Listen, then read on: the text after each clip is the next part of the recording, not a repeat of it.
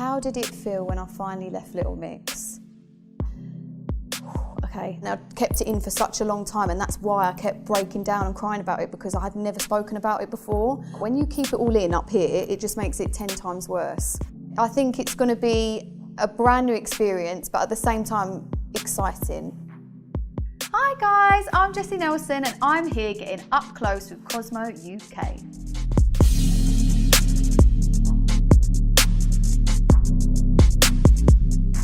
I'm going to be answering some questions about my life, my career, and everything in between, so let's go. Don't forget to subscribe now so you can see more videos like this.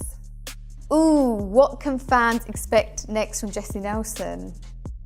It's so exciting! You can expect some new music.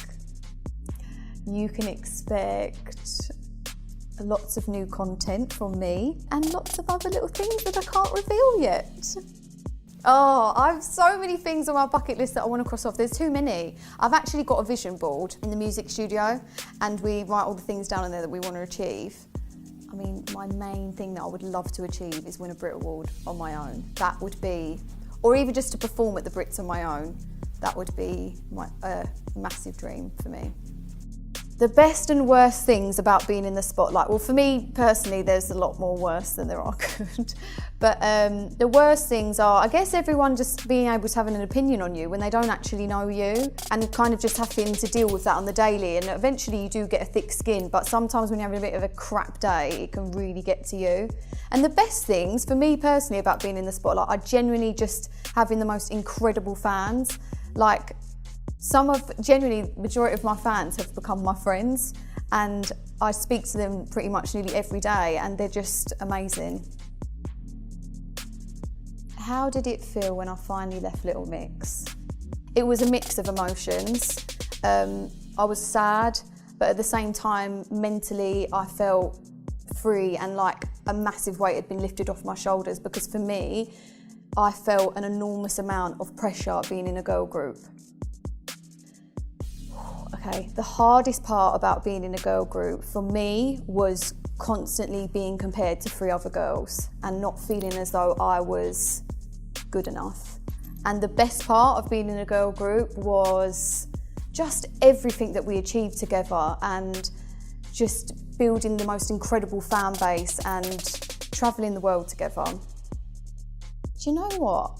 I haven't really thought or had any reservations about going solo, because one, I've not really thought about it too much. I've genuinely just gone in the studio and I just wanted to go in the studio and have fun, because for me, music is my life, it's my passion, and it was something I was always going to do. So I haven't really thought too much about it. I mean, it's definitely going to be a massive shock to the system, because I've obviously been so used to having, you know, my 3 girls around me. But yeah, I think it's going to be a brand new experience, but at the same time, exciting. My day-to-day life now is a lot more chilled, for sure. I spend a good few more hours in bed, which is lovely. It's a lot more free, and I guess not as structured. Yeah. There have been actually a few band members that have reached out to me. Liam Payne from One Direction was one of them. He actually sent me a really nice message, just basically saying if I ever wanted to talk, he's always here, which was really lovely. If I could say anything to anyone that's struggling with their mental health at the moment, the best thing you can do is, 1, surround yourself with people that genuinely make you happy. Life is far too short to be around people that bring you down and don't make you happy. 2, talk to someone. That for me is the biggest part of mental health, talking to someone, letting it all out. When you keep it all in up here, it just makes it 10 times worse. And just be kind to yourself. I think as humans, we find it so easy to like put ourselves down. Like, it's so much easier for us to say negative things about ourselves than actually say positive things. And I think we genuinely have to like train our brains into actually being nice to ourselves, because we're not. I mean, for me, like when I realised I actually needed to speak about it was when I physically, I actually couldn't do interviews and have questions asked about it to me because I just would break down, and I knew that wasn't right. And I kept it in for such a long time, and that's why I kept breaking down and crying about it, because I had never spoken about it before. And once I started speaking about it, I definitely cried a lot, but I always say, I don't understand why people get so afraid to cry, or so when somebody cries, you're very quick to be like, oh God, and you almost stop yourself from crying, but it's just an emotion. Like when you laugh, when you're happy, you don't stop yourself from laughing. So I never understand why people stop themselves from crying. And for me, I think if you feel sad, let yourself be sad. There's nothing wrong with that. We're not robots. We're all humans, and we all feel these emotions. And I think you've just got to let yourself feel how you want to feel and talk about it. Do you know what? I actually have so many people that I lean on for support, and I feel so lucky to have as many people as I do. I mean, my best friends, my family, and I honestly think it's so important to have people around you that just genuinely lift you up and make you feel good. Oh gosh, message I have for trolls. It's really hard because for me, I see trolls so differently now. Back in the day when I used to get trolled, it genuinely used to upset me so much, and I used to be like, I don't understand why everyone hates me. And now I look at it as though I actually genuinely feel sorry for trolls, because for me, if you feel the need to be negative towards someone, it's because you don't feel good within yourself. When you're a happy person who's happy with their life, you don't feel the need to go around being nasty to people. And so you kind of have to feel sorry for them, because there must be something very deep rooted within them that's making them feel that sad, that they want to be negative towards other people. What advice would I give my younger self? Oh my God, I'd give myself so much advice. But then I kind of feel like it wouldn't have made me who I am today. Oh gosh, I mean, I'd tell myself that it's going to be all right. You're going to get through it, even though you think you're not. And just enjoy every day as much as possible, because you live once, and as cheesy as that sounds, you never know when it's going to end. So yeah, just enjoy it to the fullest.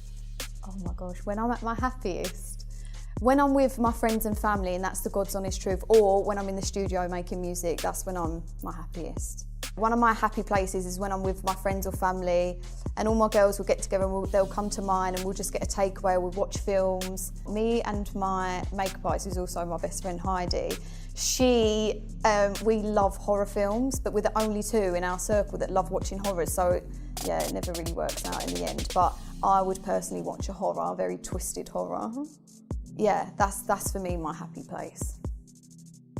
My favourite red carpet look of all time.